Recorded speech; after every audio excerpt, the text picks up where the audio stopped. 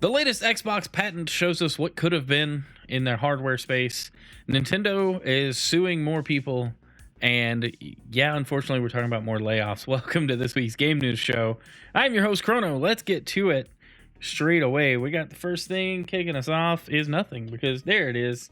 All right, so the Xbox that never was, our first detailed look at Keystone Cloud Streaming Console design. I remember a while back there was a rumored third SKU of the Xbox Series line. I would assume this would have been like a Series Y or something along those lines. Series C for cloud. Who knows what could have been. But this patent was leaked recently. This is courtesy of Windows Central. This patent shows us what the streaming-only Xbox would have looked like. It was codenamed Keystone. What you need to know from the article, newly discovered Microsoft patent has given us a closer look at the canceled Xbox Keystone streaming console. The device was designed to sit under a TV and stream games via Xbox Game Pass. Keystone was canceled after Microsoft was unable to price it reasonably. I also have some theories on other reasons it could have been canceled, and it wasn't just pricing. All right. So back in 2021, Microsoft announced it was working on a dedicated streaming device for Game Pass. The device was later revealed to be codenamed Keystone, and unfortunately, it appears Microsoft has since scrapped plans to ship Xbox Keystone due to an inability to bring the price down to a level where it made sense for customers. Phil Spencer's on record saying the device should have cost around $99 or $129, but the company was unable to achieve this. This means we never really got a chance to see what Xbox Keystone looked like. The closest we ever got was in a photo posted by Phil Spencer, which just so happens to include a front-on view of the Xbox Keystone device on a shelf. That's as much as we've ever seen the console. That is until now. I actually didn't know that. Let's click this link. Let's see what we got. That's okay. It's this guy here, right there. You can see it. It's just hanging out. All right, cool. So this patent design shows us like a draft of what the hardware would have looked like, and it looks like a Series S but cut in half, and then that half cut in half like sideways. So it's just a little square fan, motherboard, a USB port, controller sync button, power button, Xbox logo. And then we get a good look at the back, which is Ethernet, HDMI, and power vents. And then a foot. Looks like the Series X foot. Back and underside of Keystone. The patent was filed in June 2022, which was around the first time when the first details of this Xbox Keystone were being revealed. Sadly, in this specific form is unlikely to ever see the light of day, but at least we know now what it would have looked like. So it's really nothing like here, except I thought it was interesting that they got really far in hardware prototyping and everything, but the costs didn't make sense. And we actually have a story later on. Actually, we can just reorder the stories however we want because I'm running the show. So we can go on to our next story, and it's a theory on why this really got canceled, and it wasn't just cost related. But in our next story here, we've got Xbox Gaming coming to Amazon Fire TV. Play more games, no console needed. So cloud gaming will work on a Fire TV stick. I assume it'll also work on Fire TV. But here's the article from Xbox Wire. Let's look at it. Xbox, we're committed to bringing the joy and community of gaming to everyone. Today, we're announcing a collaboration with Amazon where Xbox Game Pass Ultimate members in over 25 countries can play games directly from the Xbox app on select Fire TV devices via cloud gaming, giving people even more choice in how they play their favorite games. In July, the Xbox app will be available on the Fire TV Stick 4K Max and Fire TV Stick 4K, which came out last year. For people new to console gaming or those looking for another way to play, it's a great, low-cost, convenient, portable option to enjoy a huge library of games. So you pair your controller via Bluetooth or a Bluetooth controller of some sort to the device, and then you'll be able to navigate the cloud gaming menu. This is a cool idea because it just makes it easier, but I think Microsoft really saw all of these stick and TVs and smart TVs and everything. But you've got all these like streaming sticks and set-top boxes that already run these apps really well. And the Xbox Cloud Gaming like device probably wasn't going to also have like local storage for like Netflix or YouTube. It wasn't going to be a multi-purpose device. So I think that $100 price tag to only stream cloud games was going to be a difficult sell no matter what. And I think that kind of played into the decision to axe Keystone and instead pursue these partnerships, because now cloud gaming works on Samsung TVs and Fire TV sticks, which is interesting. It doesn't even work on like a regular Fire TV, right? It's just the stick. So that's interesting. So I guess if you have like an older Fire TV, you'd have to upgrade to a newer Fire TV stick plugged into it, which would be just a whole weird situation. That's like plugging a Roku into a Roku TV or a Chromecast into a Google like Android, I forgot what they call it, TV. Is it just Google TV? Android TV? I don't know. But anyway, so it makes sense for them to pursue partnerships like this. On the other hand, we also got word in our next story, Nvidia GeForce Now app allegedly coming to Xbox, according to leaks. So this was from very recently, June 28th. This was updated over on videogamer.com.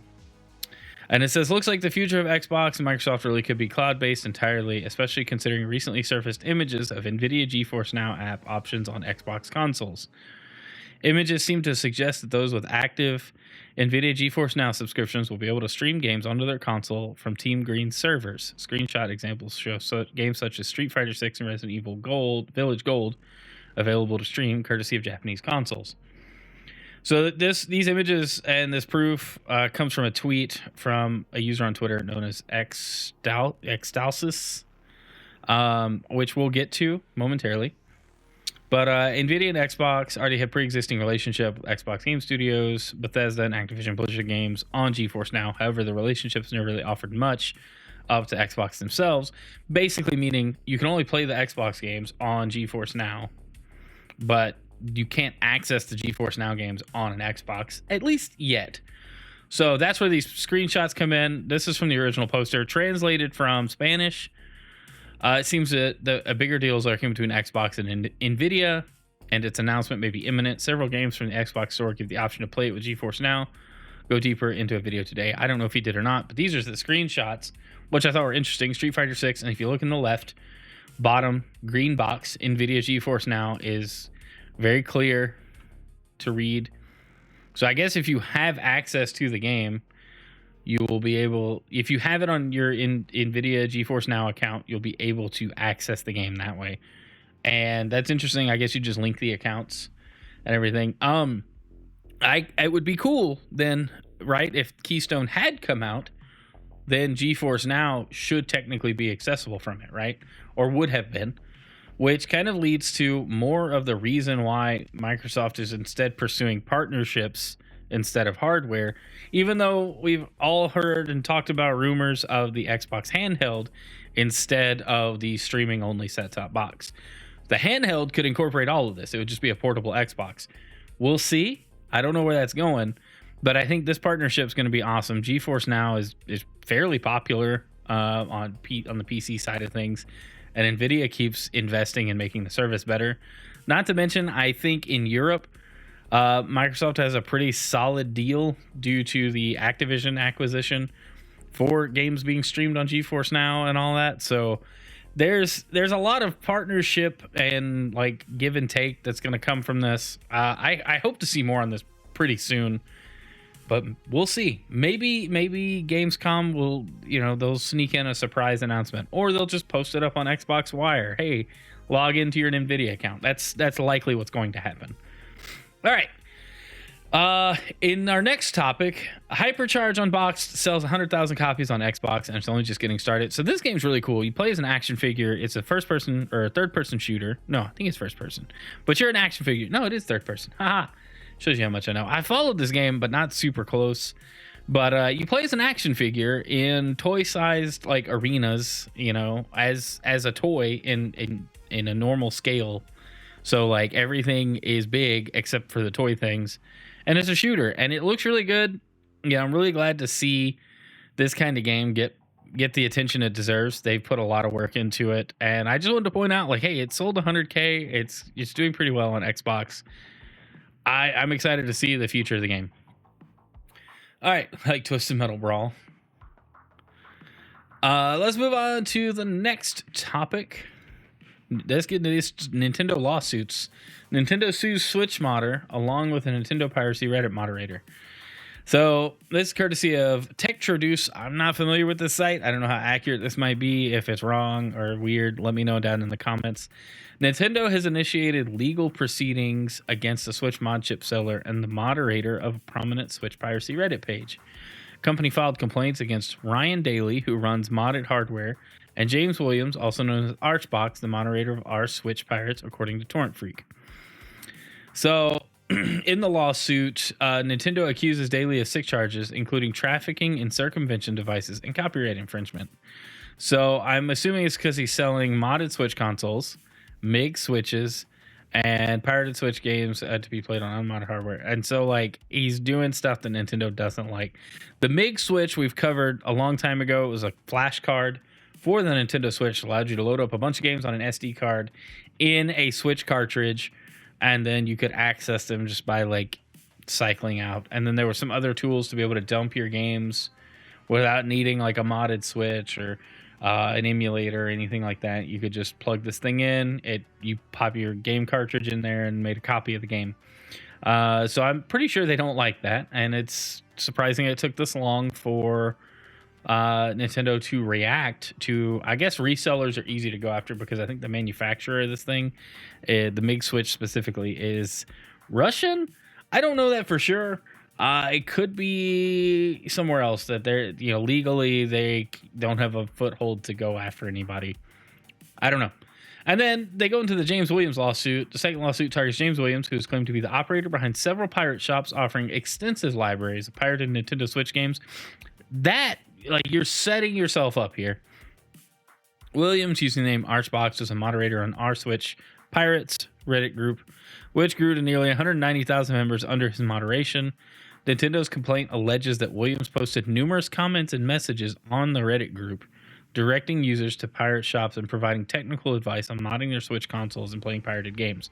Now, I think providing the information on how to mod your Switch console shouldn't be a grounds for a lawsuit, but I don't know enough about the legalities. I just think that you bought the hardware. You should be able to do with whatever you want. I'm not super well versed in that realm. That's just how I feel about it. And a lot of people agree with me. And right to repair and ownership are very big deals still in 2024.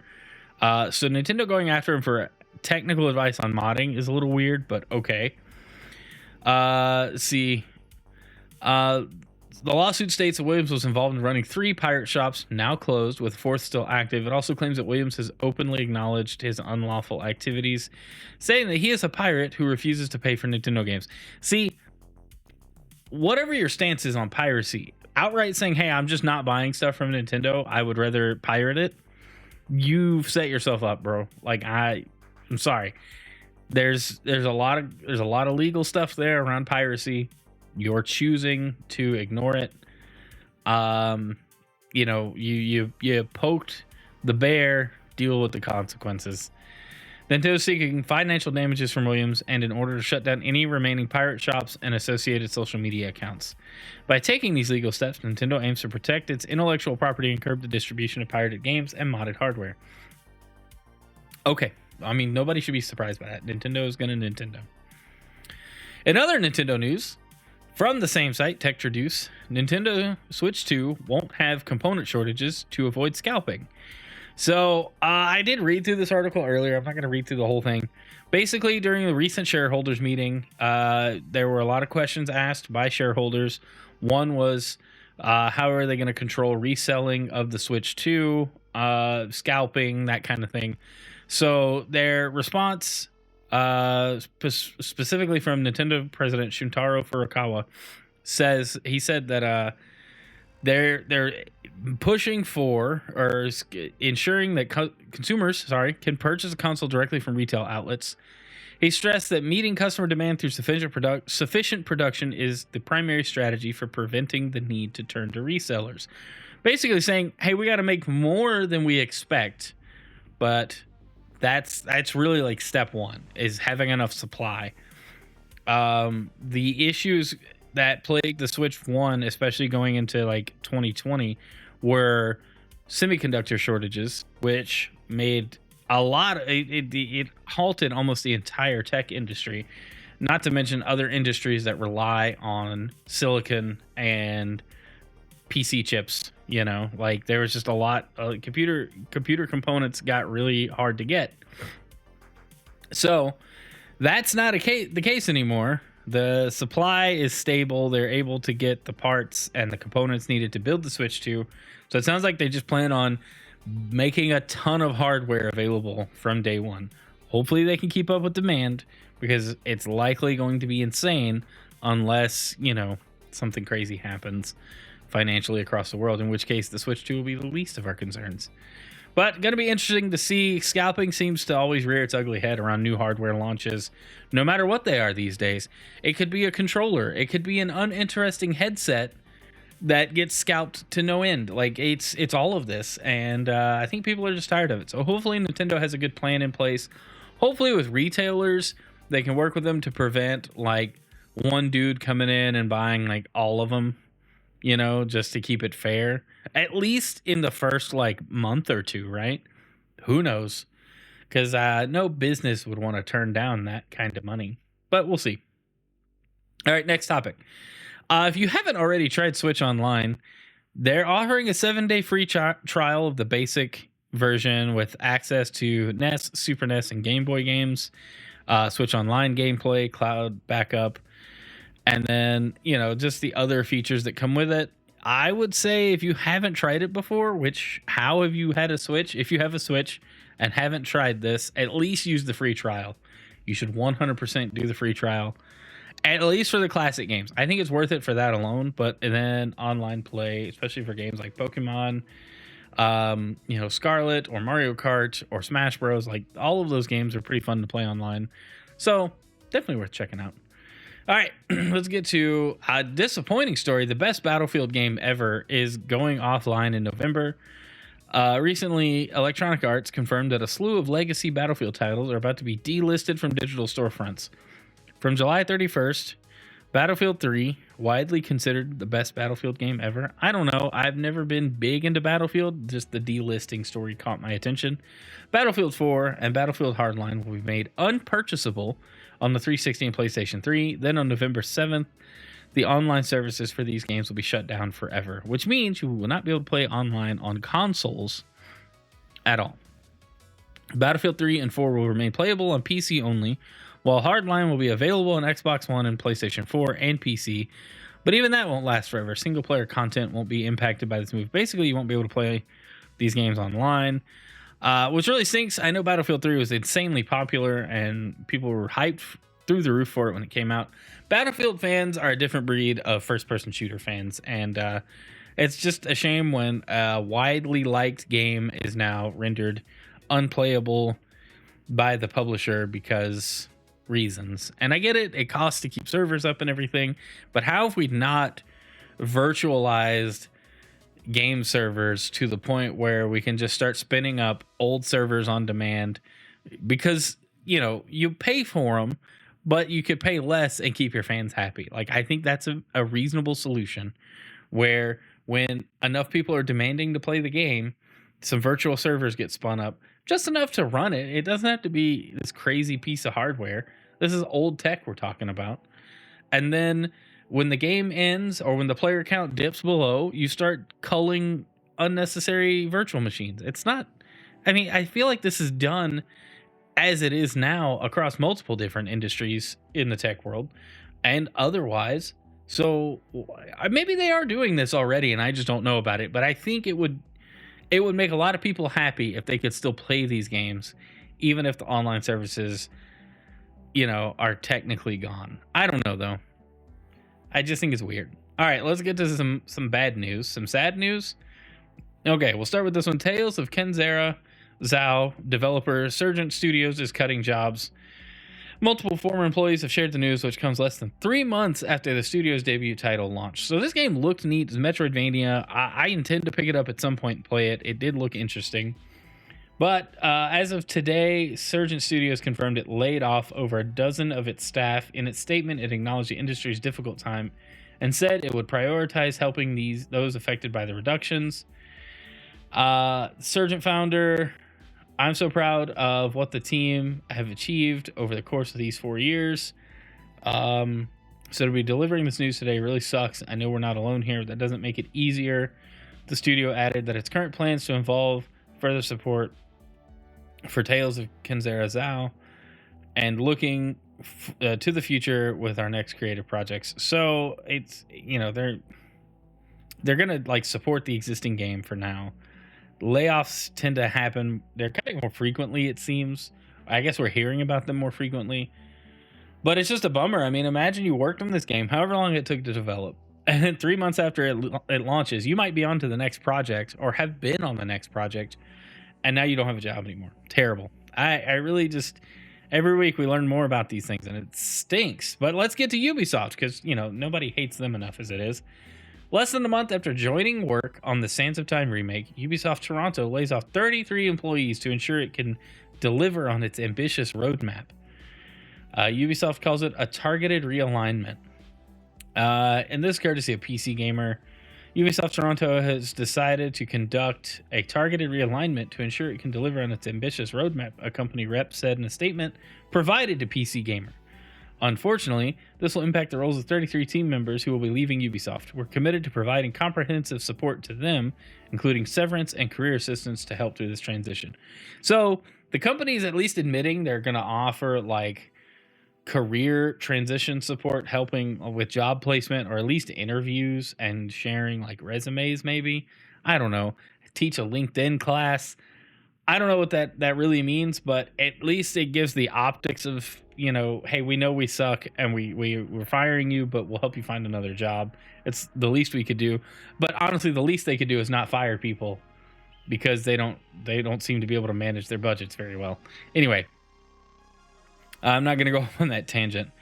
It's just another in a long line of cuts and layoffs and people losing their jobs in a time where losing your job is probably way more stressful than it needs to be. It's never a good thing, but especially the last couple of years, it is probably the worst thing. So, all right, well, let's just, I hope everybody finds better jobs in whatever industry they decide to pursue a job in. But let's move on to our last story. Ubisoft, I don't know, we're mad at them, but multiple Assassin's Creed remakes are on the way, Ubisoft CEO confirms. So we remember Black Flag was rumored to be remade, but it wouldn't be around for a while. So according to Ubisoft CEO Yves Guillemot has confirmed. In an interview, he was asked what Assassin's Creed players can expect from the series in the future. He talked about variety. Firstly, players can be excited about some remakes, which will allow us to revisit some of the games we've created in the past and modernize them. There are worlds in some of our older Assassin's Creed games that are still extremely rich, namely the first one. Like, I thought that setting would be interesting to stay in for a couple of games, and is apparently not. We moved on so quick, and I don't know, it's almost like they refuse to go back to like that first game and then the Ezio trilogy. It just feels like the whole series has since left all of that behind, which is fine. I mean, that's the direction they want to go. But those were rich, and the game was very popular then. So, hopefully the remakes will take advantage of that. But I'm curious what remakes are actually on the way, because the Ezio trilogy did get remastered, which was fine. I think that was a good way to experience those games. And then we got Assassin's Creed Rogue remastered as well, which was decent. But it would be nice to get Assassin's Creed 1 maybe remade, like fully remade. Black Flag getting a full remake is interesting, because the game was fun. I had a lot of fun playing it. Don't get me wrong. I thoroughly enjoyed it. I just think that one's gonna only be remade because it was extremely popular. But like, what else? Are they gonna try Unity again? Are they gonna try the one where they were British? I don't know. You guys let me know what you think in the chat or in comments. But that's it. That's it for the game news this week. Sorry if that went a little long. We had more to cover, smaller stories. I had a lot of thoughts on things. Very excited to see where cloud gaming is heading, with Xbox just putting its branding and apps on more devices. It's gonna be interesting going forward. I wonder if it would come to Apple TV at all, like the set-top boxes, not the streaming service, but the Apple TV boxes, and then like in a Mac app, or if they would just keep it like a browser only situation. I guess they would have to get the iOS scenario sorted out before they do any of that. But you guys let me know if you like the video. Be sure to leave a like on it. If you're watching on Twitch, we're going to play some Wind Waker HD. If you're watching on YouTube or Rumble after the fact, like the video, subscribe, /follow, /leave a comment. Do the things to help me out. And yeah, I'm going to play video games now. So see you later. Bye.